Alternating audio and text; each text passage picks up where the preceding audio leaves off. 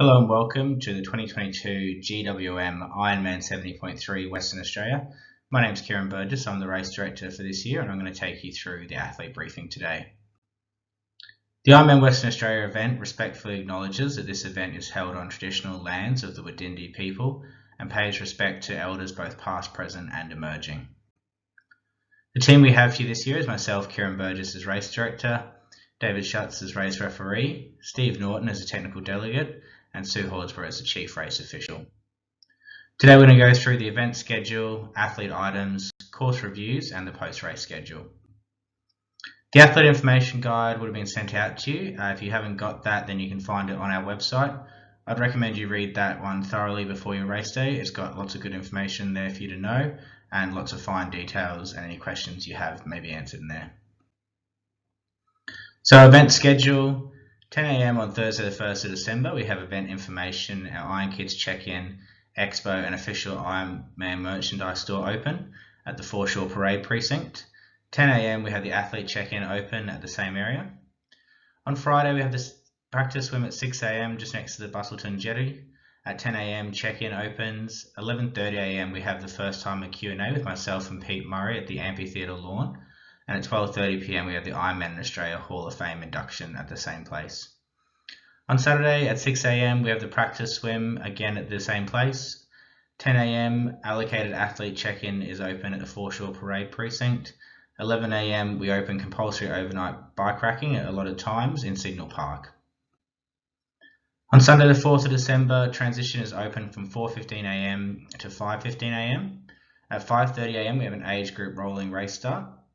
At 9 AM, for those not racing, event information, expo and the official Ironman merch store is open, and you'll be able to pick your bike up again between 11:30 AM and 5:30 PM on the Sunday. We then roll into awards at 4 PM at the amphitheatre lawn in front of Shelter Brewing, with the roll down following that straight away afterwards. In the race kit you'll collect at check-in, you'll get your wristband, your tattoo number, your race bib number, your bike seat post number, and 2 helmet stickers. You'll also get a street gear bag, a bike pump sticker, and a swim cap with the colour that you'll be seated into at race start. So when you come to check your bike in on the Saturday at Signal Park, you'll be able to do that between 11 AM and 4 PM at a pre-booked time. Make sure your bike sticker is on your bike and your wristband is attached to your wrist. Don't bring your helmet on the Saturday, you bring that on Sunday morning. Timing chips will also be distributed this time, so as you leave transition you'll be able to pick up your timing chip. Securely fasten and wear that on your left ankle during the race. Make sure you return it at the finish line. If you don't have your timing chip on during the race, we can't validate that you finished the course, so you won't receive a race time. Advise any event personnel if you've lost your chip at any time and we can issue a spare one, even if during the race. And if you are withdrawing mid-race, please hand back to event staff or the information tent so we can figure out where you are. If you're a relay team, so all relay teams must be present at the athlete check-in. The timing chip is your relay baton, so as you finish one leg, make sure you hand it over to the next member of your team to fix to their ankle. Hand it over at the bike rack, that's your changeover point, and all relay team members must wear their own wristbands.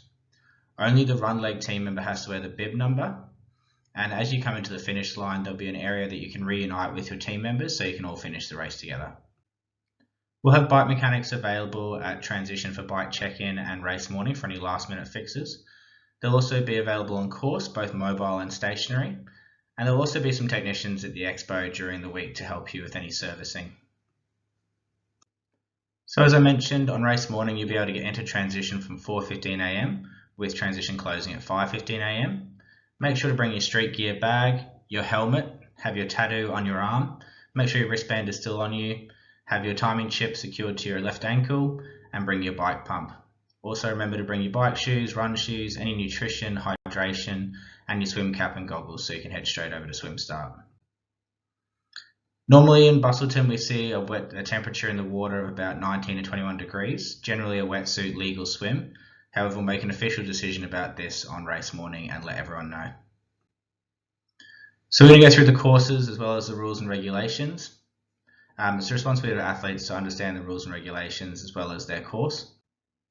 So the swim is a 1 lap course. You'll be able to warm up just in the beach to the right of the swim start area. It'll be a rolling start from the beach and you'll line up according to your swim time with faster swimmers going first. There's a shower available just as you exit the swim before you enter transition. During the swim, if you need any assistance, simply stop where you are and raise your arm. If the swim is cancelled for any reason, we'll provide information via the transition PA or the swim start, depending where you are. And a really important one is if you withdraw from the event during the swim, please let one of our staff or water safety know, or make your way to the information tent and surrender your timing chip. It just makes sure we know you've gotten out of the water and can account for you. So for your first transition, you'll follow the green line out of the swim. You'll come down, run between the change tent and the street gear tent into your transition at the bottom area.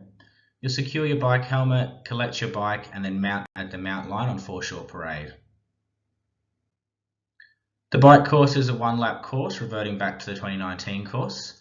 Every 20 kilometres you'll see a K marker. There's 3 aid stations approximately 20 kilometres apart. As mentioned before, there'll be roaming bike mechanics. There's also 2 penalty boxes, one at Stirling Road in Capel and one at Brown Street in Busselton. There's 3 aid stations. The first one is 23k in, the second one is 44k, and the third one is 66k. We keep the same layout for all our aid stations, so that's water, electrolyte, which is Gatorade, food, which is bananas, Morton gels, and high five bars, back into electrolyte and back into water. There's also toilets available at the aid stations, and this is your chance to get rid of any rubbish you're carrying on your bike. Just make sure you only litter within the litter zone around the aid station, otherwise technical and official will disqualify you. So this is a non-drafting race. If you're riding on the passing lane on the right after completing a pass, that can result in a blocking penalty. Make sure you keep 12 metres behind the rider in front of you. Pass on your right. When you start a pass, you must have 25 seconds to complete that pass. If you're overtaken, then you must drop back 12 metres to keep within that 12 metres. So you can receive penalties for drafting, blocking, illegal passing and littering.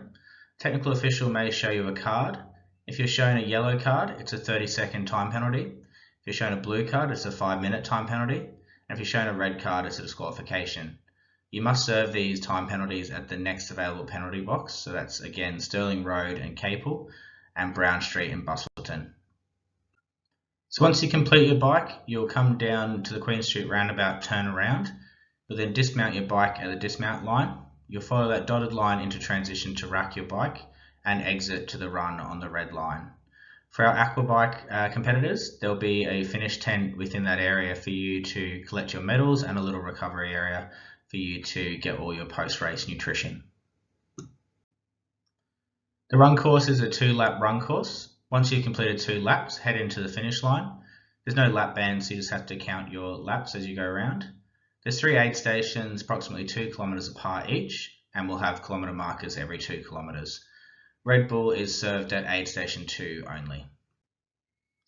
As you can see, the aid stations there, we have the same as the bike course where we keep the aid station layout consistent.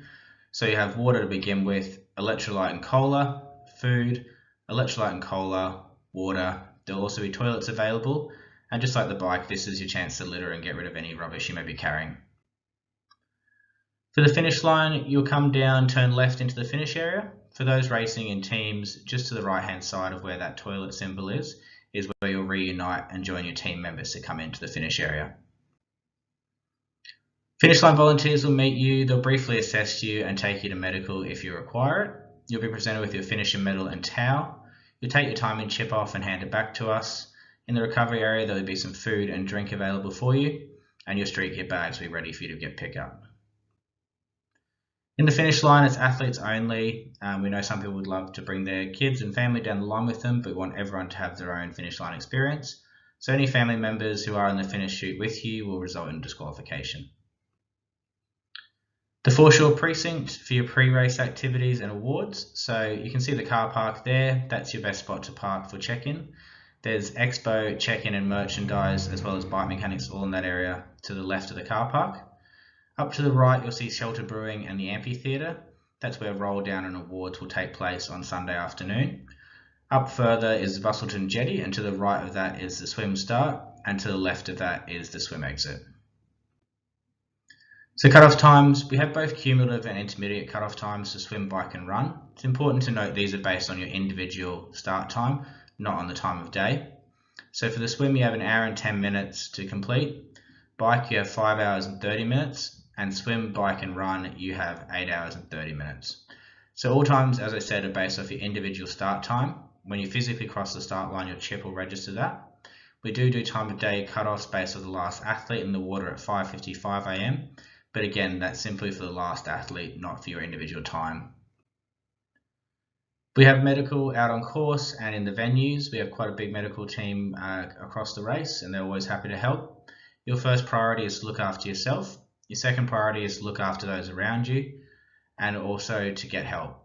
So if you see anyone who needs medical assistance, make sure you let a member of the Ironman staff know, a volunteer, or anyone else you can raise the alarm to, and we'll get someone out to assist them immediately.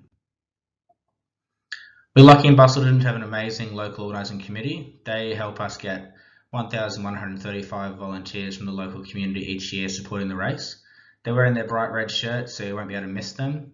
Please remember as you go around the race and afterwards to give them a big thanks and a wave, because we can't do this without them. As I mentioned earlier, the awards ceremony will be on the 4th of December on Sunday afternoon at the amphitheatre lawn in front of Shelter. Awards will take place at 4 PM, followed immediately by a roll down at 4:30 PM. If you have a place in the top 3 and can't attend, please let us know. So for those wanting to claim their slot for Finland in 2023 at the World Championship, you'll need to be at the amphitheatre lawn in front of Shelter at 4:30 PM. There's 30 age group qualifying slots available, 2 hand cycle qualifying slots. You'll need your photo ID to register, as well as being prepared to pay the 713 euros. Please be about 15 minutes early, as you must be present in person to claim your slot. Lastly, good luck to everyone racing. I hope to see you at the finish line or the race director Q&A. Best of luck, and we'll see you in WA.